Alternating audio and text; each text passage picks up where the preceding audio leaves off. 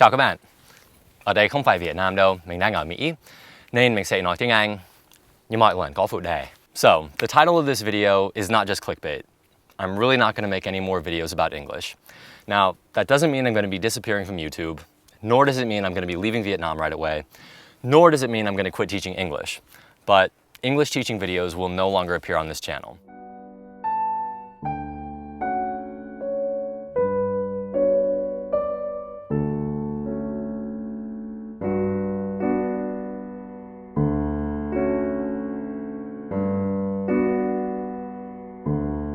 Now, I'm sure a lot of you are sitting there and asking, why? Basically, the answer is, I kind of feel like I've done what I wanted to do with this project of making videos teaching English to Vietnamese people. When I started making videos over 3 years ago, I was totally focused on correcting mistakes that I had heard you guys making in your English. And I'd been catching those mistakes for over 2 years of teaching. So I felt really motivated, and I thought, wow, like maybe if enough people see these videos, I won't hear these mistakes anymore. It wasn't too long before I sort of broadened the scope of the channel and I wasn't only talking about mistakes. But I still kept a guiding principle in mind of giving you guys the English that you're not getting in your normal lessons. In most cases, that meant correcting mistakes that either your teachers weren't aware are mistakes or just weren't taking the time to correct. In some cases, it meant talking about funny or interesting cultural things that I felt like no one was telling you. In other cases, it meant talking about swearing or slang that maybe your teachers thought was inappropriate to talk about in the classroom. And in some other cases, it meant talking about mistakes that other teachers and centers were making. Mistakes or bad behavior that you guys wouldn't spot without someone to point it out for you.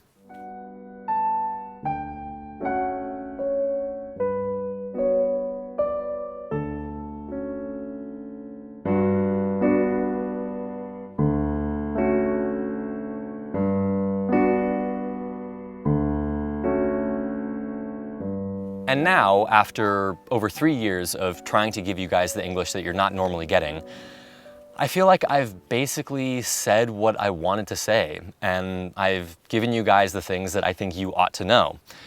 And I do still have ideas. I've kept a list of all my ideas the whole time I've been making videos. And when I look at those ideas, I feel like, yeah, I could make that video, but I'm just not really that excited about those ideas. And I don't want to force myself to continue pumping out content that I'm not really very excited about.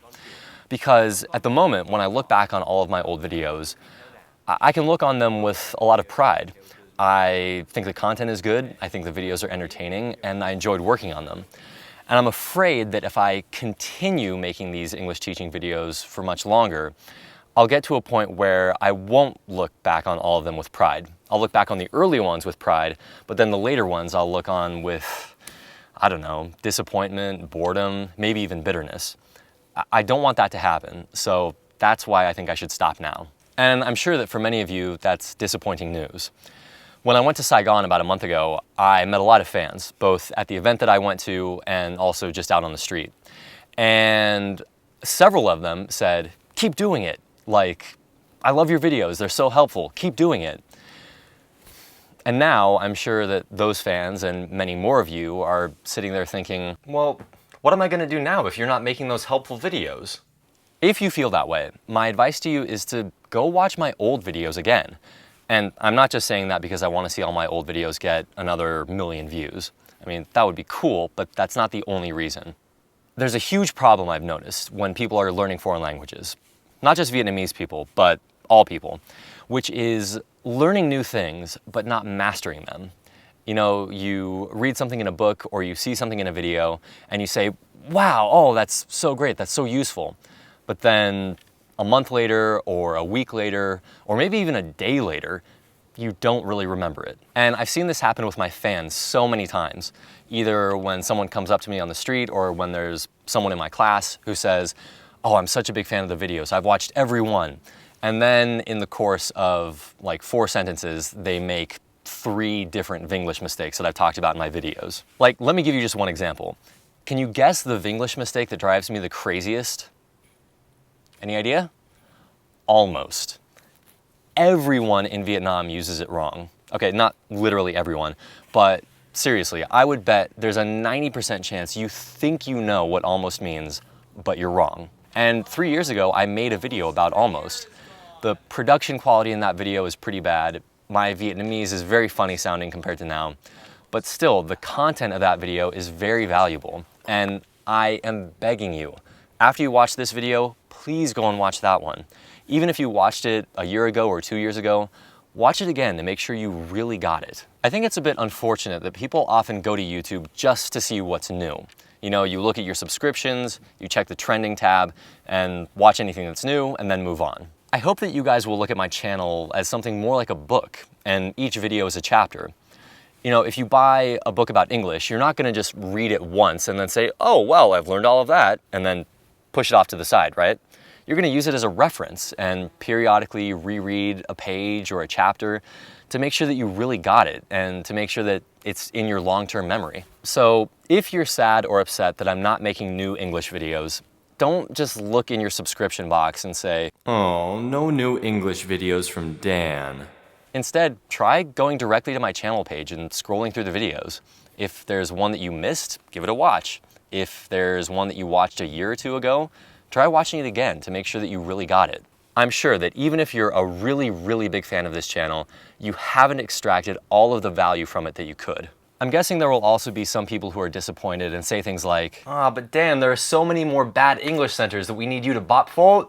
Now, it's true that there are a lot of bad centers in Vietnam, but probably more than I alone can expose anyway. But even if I did expose all of them, I don't think the long-term effect of that would be very great, because as soon as one bad English center goes out of business, there will probably be another one to take its place. When I made those expose videos, I did want those businesses to suffer a bit.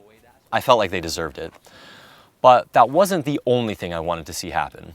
I also wanted those videos to have the effect of making you guys more skeptical and cautious about the classes you sign up for, or the books you buy, or the videos you watch on YouTube. The world of English teaching, in Vietnam and elsewhere, is full of lying, cheating, and false promises. So you guys have got to be really careful about the content that you consume. I also hope those videos have had the effect of encouraging you guys to raise your voices when you spot that kind of bad teaching or bad behavior. Particularly if you have a higher level of English and you see a place that is posting videos or other content that is wrong, or selling books that are clearly plagiarized. I hope that you'll say something about it, and not just in a Facebook review or a YouTube comment, because those things are pretty easily deleted and a lot of people don't see them anyway.